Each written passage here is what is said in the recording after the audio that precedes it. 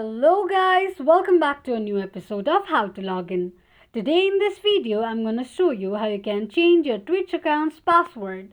Keep watching the video till the end.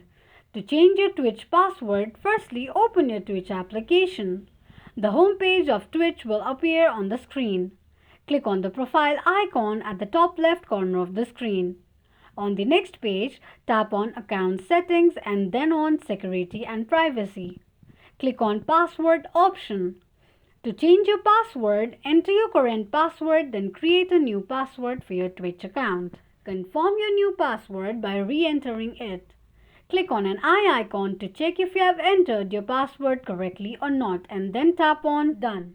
This is how you can change your Twitch account's password quickly and easily just in few steps. If you have any thoughts or queries, let us know in the comment section. Don't forget to subscribe to our channel. Also, press the notification bell icon so that YouTube will notify you whenever we post a new video.